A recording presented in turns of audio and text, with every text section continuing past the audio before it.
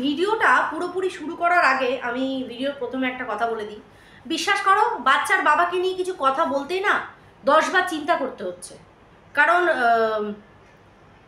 Negative বলার মতন যদি কোনো ব্লগার তার কিছু দেখায় বা আমরা দেখতে পাই, তখনই গিয়ে কিন্তু আমরা নেগেটিভ কথা বলি, সেটাও কিন্তু যথেষ্ট ভদ্রতার সহিত। ঠিক আছে? কারণ ওয়াইটিতে এরকম প্রচুর মানে ঘটনা ঘটেছে যেখানে আমরা দেখেছি যে এগেনস্টে বলতে গিয়ে এতটাই হিংস্রতা দেখানো হয়েছে যে তারা শুধু প্রাণটুকু নিয়ে বেঁচেছিল, মানে নিজেদের কোনো কিছু করে বসেনি। এটাই যা, এরকম আমরা পূর্বে দেখেছি, ঘটেছে। তাই জানি না আমার করা ভিডিওগুলো কতটা ক্ষতিকারক আর কতটা হিংস্রতা দেখাচ্ছে আমি বুঝতে পারছি না। তারপরেও আমার মনে হলো যে না, দেখো যেটা দেখছি, সত্যি কথা বলতে ভিডিওর প্রথমেই আমি জানিয়ে দিতে চাই, কারোর পার্সোনাল লাইফ নিয়ে আমার কোনো মাথা ব্যথা নেই। আজকে সেটা বলে দিচ্ছি আমি, কারোর পার্সোনাল লাইফ নিয়ে আমার কোনো মাথা ব্যথা নেই। কে কার জীবনে কার সাথে সংসার করবে, কে কার জীবনে কাকে নিয়ে সুখে থাকবে, সেটা সম্পূর্ণ তার ব্যক্তিগত ব্যাপার। সেখানে আমার হস্তক্ষেপ করার কোনো ইন্টেনশন বা কোনো ইচ্ছা আমার নেই। কারণ সবাই এখানে অ্যাডাল্ট পারসন, যথেষ্ট বয়স হয়েছে, বাচ্চার মা বাচ্চার বাবা তারা, তো আমরা এখানে সবাই যথেষ্ট প্রাপ্তবয়স্ক আছি। তো সেখানে দাঁড়িয়ে আমরা কাউকে মানে এখন গাইড করা তো অনেক অনেক অন্য বড় ব্যাপার হয়ে যায়, সাজেশনও পর্যন্ত আমরা দিতে চাই না। কিন্তু হ্যাঁ, যেহেতু কন্ট্রোভার্সি ক্রিয়েটার, সেখানে দাঁড়িয়ে যতটুকু জিনিস দেখতে পাচ্ছি সেটা নিয়ে নিজেদের বক্তব্য রাখতে পারি। সেটাতেও যদি মানুষের প্রবলেম হয়, আমি কিছু ভিউয়ার্স বেশিরভাগই সাপোর্টিং কথা বলে, দু একজন যেমন বলে, সেই পৃষ্ঠেই আমি এই কথাগুলো আজকে বললাম। আর কোনো আলাদা কোনো ইন্টেনশন নেই কাউকে হার্ট করা বা কাউকে কোনো কিছু করা। তো এইটা আমি নিজের দিক দিয়ে আমি একটু ক্লিয়ার করে দিলাম, কারণ নিজেকে ক্লিয়ার রাখা বেশি দরকার, তাই না? তো কন্ট্রোভার্সি ক্রিয়েটার কারোর কাছে তো মানে দাসখত লেখাই নি যে আজকে যার হয়ে বলছি, কালকে তার কিছু দেখলে তার বিপক্ষে দুটো কথা তাকে বলতে পারবো না, এরকম কোনো জায়গায় আমি লিখিত দিইনি, বা আমরা কোনো কন্ট্রোভার্সি ক্রিয়েটারই দিইনি। কিন্তু হ্যাঁ, যতটুকু দেখছি সেইটুকু নিয়েই বলবো। যাই হোক, তার আগে বলি, welcome back to my channel. কেমন আছো তোমরা সবাই? আশা করি সবাই ভালো আছো, আমি ভালো আছি। দিনের সেকেন্ড ভিডিও নিয়ে চলে এসেছি। একটা বড়সড় খোলাসা কদিন আগে বাচ্চার মা করেছিল, যেখানে সে বলেছিল যে আমি কারোর কাছে পয়সা চাইনি। সে লুকিয়ে ছাপিয়ে বলেনি, আমাদের পুরো পাবলিক প্ল্যাটফর্মে এসে সে পরিষ্কারভাবে কথাটা বলেছে যে আমি কারোর কাছে কোনো টাকা চাইনি। আর সেটাও সে বলেছে যে যদি আজকে এরকম কোনো হয়, সে যদি ডিভোর্স মিউচুয়ালি দিয়ে দেয়, আমি সমস্ত কেস তুলে নেবো। এত বড় কথা অবধিও সে বলেছে, ঠিক আছে? সেটা বলেছে।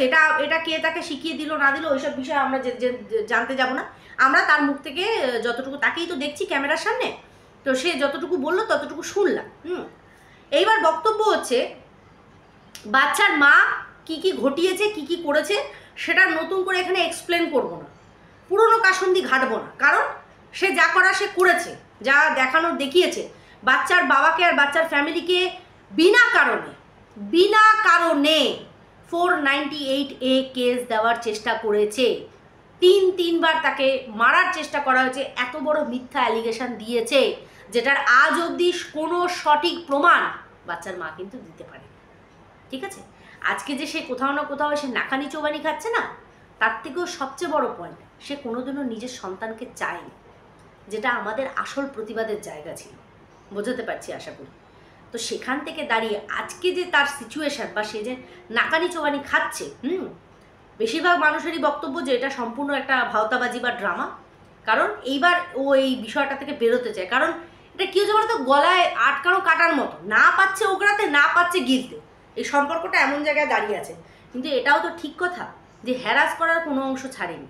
তার শাশুড়িকে যখন বিনা দোষে পরকীয়ার সাথে লিপ্ত করে দেওয়া হয়েছিল, সেখানেও সে নিজের মুখটুকু একটু খোলেনি, প্রতিবাদের একটা কথা শব্দ সে বলেনি যে আমার শাশুড়ি মা, ঠিক আছে মানছি, হয়তো আমার স্বামী স্ত্রীর মাঝখানে হয়তো এসে শুয়ে পড়লো, বাট কোনোদিনও তার চরিত্রে কোনো দোষ নেই। ঠিক আছে? দ্বিতীয়ত, তার শ্বশুরমশাইয়ের নামে, মানুষটি যথেষ্ট ভদ্র সভ্য একটা মানুষ, সেই মানুষটির নামে একটা কত বড় অ্যালিগেশন দেওয়া হয়েছিল, যেখানে কিনা বলা হয়েছিল যে তার বৌমা যখন তার সন্তানকে, নাতিকে যখন দুগ্ধ পান করায়, সেই সময় নাকি শ্বশুরমশাই দেখে। কতটা নোংরা কথাবার্তা বলা হয়েছিল, সেইখানেও কিন্তু এই বৌমা চুপ ছিল, মানে এই বাচ্চার মা চুপ ছিল। তা দোষ যে ওর হয়নি, ধোয়া তুলসী পাতা গিরি করেছে, সেটা তো ভাই আমরা ক্লিন চিট তো তাকে দিতে পারবো না, এটা তো কখনোই সম্ভব না। ঠিক আছে, তার জীবনে যদি মেন্টালি স্যাটিসফ্যাকশন বা অত্যাচার ঘটে থাকে বাচ্চার বাবার দ্বারা, তাহলে তার উচিত ছিল সেটাকে সেই রকমভাবে সলভ করার। যে সলভ করার সিচুয়েশন বা রাস্তা সে বেছে নিয়েছে, এটা কোনো রকম বিষয়ের সুরাহা হতে পারে না বা কোনো রকম রাস্তা হতে পারে না। এটা সম্পূর্ণ আমার ওপিনিয়ন, এটা আমার মনে হয়। আমি প্রথমেও বলেছি, এখনও বলছি, আগামী দিনেও এই কথাই বলবো। ঠিক আছে, এইবার রইল পাস্তাওয়া না। দেখো, আজ হয়তো বাচ্চার বাবা ওকে ডিভোর্স দিলে ও হয়তো কেসটা তুলে নেবে, ঠিক আছে, কিন্তু যে মান সম্মানটা তার হারিয়েছিল সেটা কি সে ফেরত দিতে পারবে? এই যে বাবা মাকে নিয়ে 1 ঘন্টা হোক কি 1.5 ঘন্টা হোক এই যে রিজার্ভ রুমে রাখা হয়েছিল, সেই সময় মানুষ কতবার তাকে সংশোধনাগারে রাখা হয়েছে বলে এইরকম অ্যালিগেশন দিয়েছিল, সেই মান সম্মানগুলো কি ফিরবে? বাচ্চাটা রাতের পর রাত মা ছাড়া যেভাবে কাটিয়েছে, সেটা কি সে ফিরিয়ে দিতে পারবে? সেই দিনগুলো শিলাদেবীর চরিত্রে দাগ দেওয়া হয়েছে, সেইটা কখনো ফিরিয়ে দিতে পারবে? শ্বশুরকে অত বড় একটা নোংরা কথা বলা হয়েছে, সেটা ফিরিয়ে দিতে পারবে? কখনো পারবে না। ঠিক আছে, এইগুলো কি বলতো, এইগুলো আইনের দিক দিয়ে কখনো শাস্তি হয় না, কিন্তু ভগবানের খাতায় লেখা থাকে। এগুলোকে বলে কর্ম, এটাকে বলে প্রাপ্য। বোঝাতে পারছি? তার মধ্যে অহংকার ঝরে ঝরে পড়তো, কারোর কথায় তোয়াক্কা করতো না, কাউকে পাত্তা দিত না, কোনো সময়ের জন্য না। ঠিক আছে, তো এই জিনিসটা তার দ্বারা হয়েছে, সেটা আমরা সবাই দেখেছি। ওই যে বললাম, যতটুকু দেখতে পাচ্ছি। এইবার সে কার সাথে সম্পর্ক রাখলো, বাচ্চার মা বা বাচ্চার বাবা, আমার কাছে বিন্দু মাত্র ম্যাটার করে না, কোনো ম্যাটার করে না। ওই যে বললাম, সবাই প্রাপ্তবয়স্ক বয়স্কা, তারা নিজেরা নিজেদের ভালোটা বোঝে, এটাতে আমার ভালো, এটাতে আমার খারাপ। তাহলে আমরা কেন তাকে সাজেশন দিতে যাব?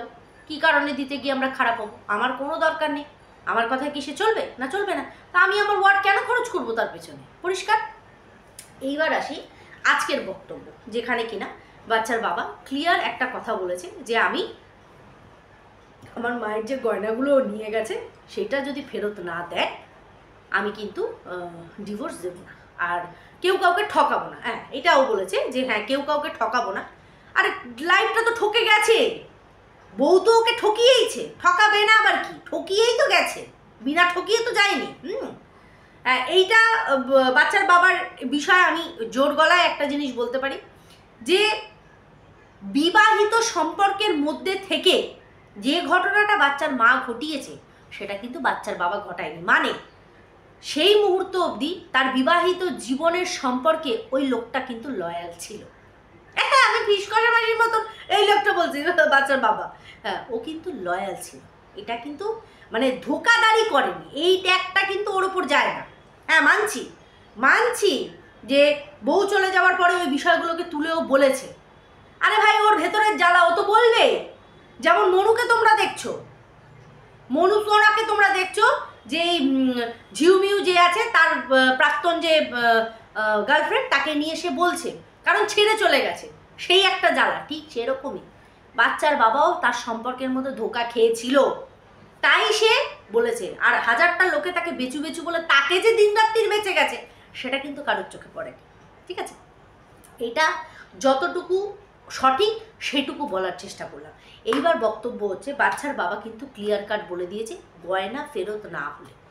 এবার ওর কিছু কথাতে একটু অসংলগ্নতা আছে, জানি না ও নিজের একটা টেনশনের মধ্যে দিয়ে যায় বা এরকম ঝড়ঝাপটা, জানি না, হোয়াট এভার, যেই কারণই হোক না কেন, ওর পূর্বের কথার সাথে এই কথাটার মিলটা খানিকটা জায়গায় ভুল হয়ে যাচ্ছে। এটা আমি একা বলছি না, এটা মানুষজন যারা ওকে দেখেছে প্রথম থেকে তারাও বলেছে। এবার সেটা কি? সেটা হচ্ছে, ও প্রথমে বলেছিল যে গামলা কিন্তু একটা, মানে বাচ্চার মা কিন্তু একটা বড় টাকার অ্যামাউন্ট ডিমান্ড করেছে, সেটা ওর পক্ষে দেওয়া সম্ভব না, তো ওইটা দিয়ে ও ডিভোর্স দেবে না, এটা কিন্তু বলেছিল। কিন্তু আজকেও বলছে যে গয়না ফেরত না পেলে আমি ডিভোর্স দেব না।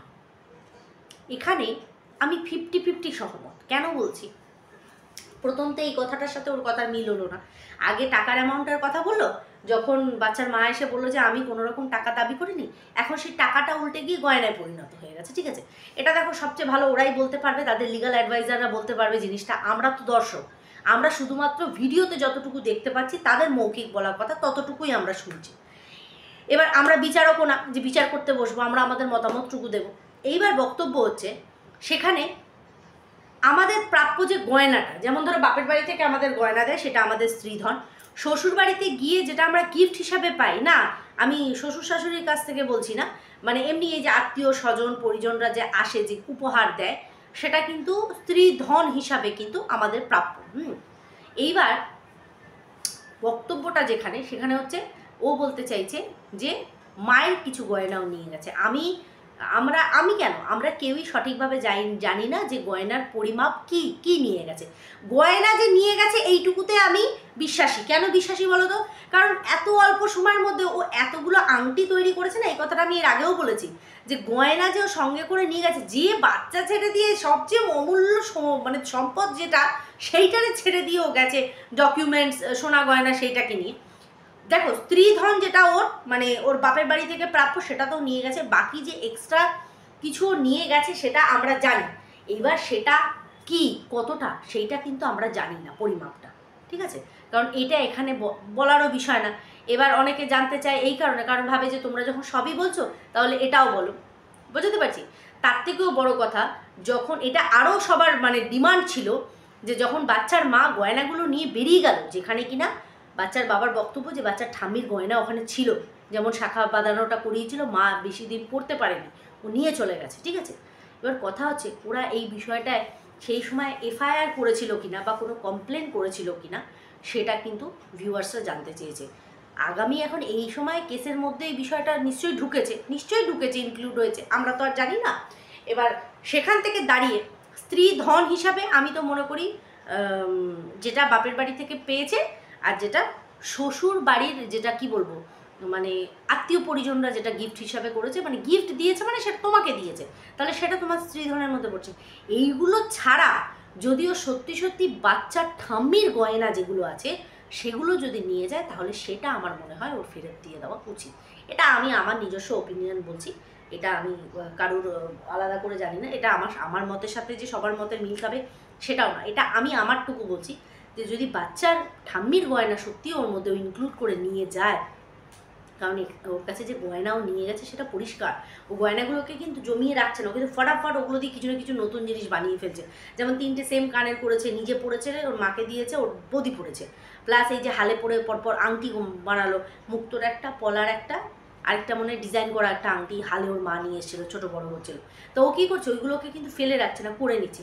আর অ্যালিগেশনটা কীরকম হচ্ছে না, তো বাচ্চার বাবা ওকে গয়না চোর বলছে, এটার এগেনস্টে ও কোনো রকম স্টেপ নেয়নি যে দেখো আমাকে গয়না চোর বললো, আমি কিন্তু আমার গয়না নিয়ে এসেছি।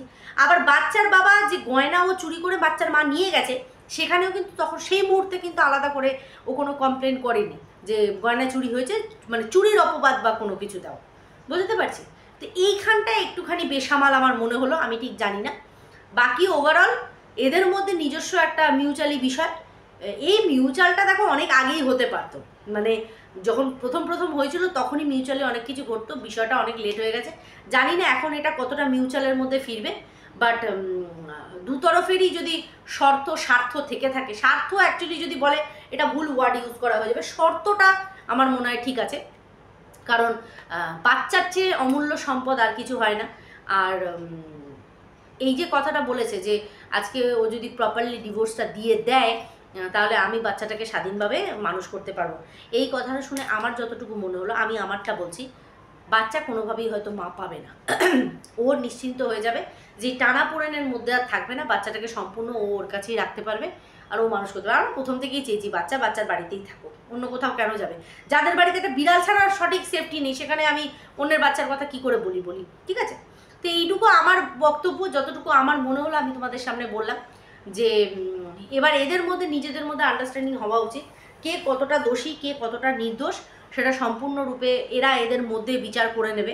কে সাইন করলে ও বলছে কেস তুলে নেবো, আর এ বলছে আমাকে গয়না ফেরত দিলে আমি গিয়ে সাইনটা করে দেবো। বুঝতে পারছো? মানে দু তরফেই কিছু না কিছু একটা শর্ত কিন্তু পড়ে থাকছে। ও বলছে যে আমি সমস্ত কেস তুলে নেবো যদি তুমি আমাকে সাইন করে দাও।